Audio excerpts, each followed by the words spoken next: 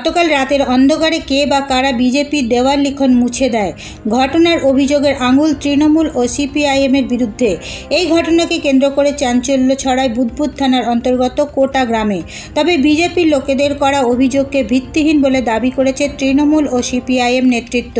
তবে বিজেপির লোকেরা দাবি করেন, বোলপুর লোকসভা আসনের বিজেপি প্রার্থী পিয়া সাহার সমর্থনে বুদবুদ থানার অন্তর্গত কোটা গ্রামের তৃণমূল পার্টি অফিসের পাশেই একটি দেওয়াল লিখন করেছিল বিজেপির কর্মী ও সমর্থকেরা।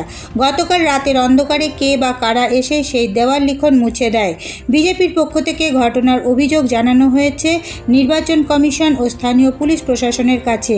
এই ঘটনাকে কেন্দ্র করে আজ সকাল থেকে এলাকায় উত্তেজনা তৈরি হয়। খবর পেয়ে ঘটনাস্থলে পৌঁছে যায় বুদবুদ থানার পুলিশ ও নির্বাচন কমিশনের স্থানীয় প্রতিনিধিরা এবং যথাযথ ব্যবস্থা গ্রহণের আশ্বাস দেওয়া হয়। অন্তর্গত আউসগান বিধানসভার 141 বুথের ঘটনা।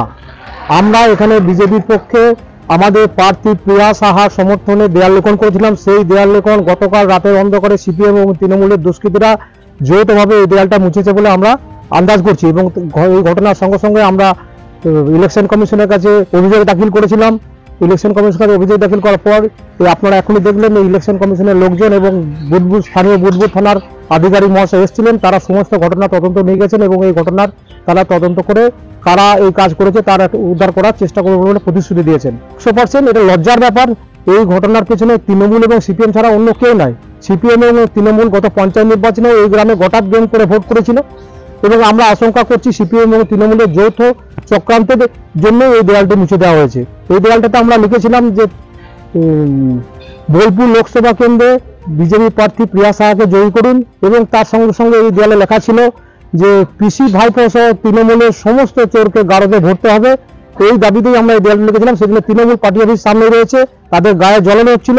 সিপিএম এবং তৃণমূল এই কাছাকাছি অফিস রয়েছে, ওরা পঞ্চায়েত নির্বাচনে যেরকম করে ভোট করেছিল এবারেও সেইভাবে ভোট করার চক্রান্ত করছে।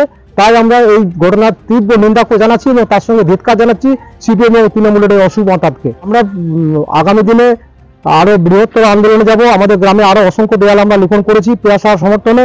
তো আমরা চেষ্টা করব যাতে আর কোনো দেয়ালে এই চক্রান্ত ওরা করতে না পারে এবং এই চক্রান্তে যারা করেছে তাদেরকে যারা কঠোরভাবে থেকে কঠোরতম শাস্তি হয় তার জন্য আমরা যা করা দরকার সব করব এবং আমাদের জেলা থেকে এই বিষয়ে নির্বাচন কমিশনের অভিযোগ দাখিল করা হয়েছে। আমরা ব্যক্তিগতভাবে আমরা এই অভিযোগ দাখিল করেছিলাম, তার তদন্ত এখনই পুলিশ এসে করে গেল। আপনারা সেটা সচক্ষে প্রত্যক্ষ করলেন। আমরা দেয়াল লিখেছি, দেয়াল লেখার পর এখানকার মানুষের চরম সাড়া। সেই কারণেই সিপিএম এবং তৃণমূলের, যেটা আমাদের কিষানদা বলে গেলেন, একটা অশুভ আত্মাত তারা ভয় খেয়ে গেছে যে বিজেপিকে যদি এইভাবে করা যায়, একটা ঝামেলাঝাঁটি করে গ্রামের একটা অশান্তির পরিবেশ সৃষ্টি করি। কিন্তু আমরা ভারতীয় জনতা পার্টি আমরা গণতন্ত্রে বিশ্বাস করি। আমরা জানি গ্রামের মানুষ ভোট দেবে এবং আমরা জিতবো। সেই কারণেই যাতে একটা গন্ডগোল পাকায়, সেই কারণেই এই গুন্ডাদের একটা চক্রান্ত। আমরা চক্রান্তের পা দেবো না। আমরা চাই যে মানুষ আরো ভোট দেখ, মানুষ আসুক, মানুষ এদের বিচার করবে। 13ই মে সেটা পরিষ্কার বোঝা যাবে কি হচ্ছে না হচ্ছে। মানুষের মধ্যে ব্যাপক সারা, চারিদিকে যে পরিস্থিতি আছে, পশ্চিমবঙ্গে একটা যে পরিবর্তনের ঢেউ উঠেছে, যে চোর এখানে কোনো নেতা, কোনো কর্মী, কোনো কেউ নয় যে চোর তারা থাকবে বাংলা থেকে। চাকরি চুরি, রেশন চুরি, প্রত্যেকটা চুরি এবং সিপিএমের চুরি সে একই অবস্থা। সিপিএমের নেতারাই বর্তমানে তৃণমূলের নেতা হয়ে গেছে।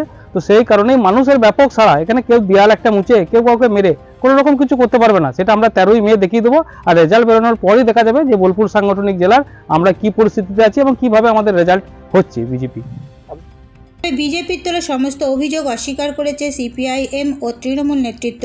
তাদের সাপ কথা, দেওয়াল মুছে দেওয়াটা তাদের কালচারে নেই। বিজেপির লোকেরা প্রচার পেতে নিজেরাই এই কাজ করেছে। এই ব্যাপারে আমার প্রতিক্রিয়া হচ্ছে যে তৃণমূল আর সিপিএম মুছেছে, এই বিষয়টা হচ্ছে যে আমাদের কালচার, সিপিএমের কালচার, দেওয়াল মোছার কালচার নয়। কারণ আজকে তৃণমূল, কালকে বিজেপি, কালকের বিজেপি, আর পরের দিন হচ্ছে তৃণমূল। এই চলছে ওদের নিজেদের মধ্যে আত্মদৈর্ঘ্যে কলহ। কারণ আমরা এই এলাকায় দেখেছি যে তৃণমূল করছে এক ভাই বিজেপি করছে। অতএব দেওয়াল মোছামুছি ওদেরই কালচার। আমাদের সিপিএম এর এই কালচার আমরা কেউ রোগগ্রস্ত নই। ওরাই রোগগ্রস্ত, কার দেওয়াল মুছবো, কার করবো, এরকম কালচার ওদের মধ্যে আছে। কারণ ওদের দোষ নয়, এটা হচ্ছে পুঁজিবাদীর দোষ। এই সমাজ ব্যবস্থা, পুঁজিবাদী সমাজ ব্যবস্থাতে এই রোগগুলো হচ্ছে হামেশাই হয়।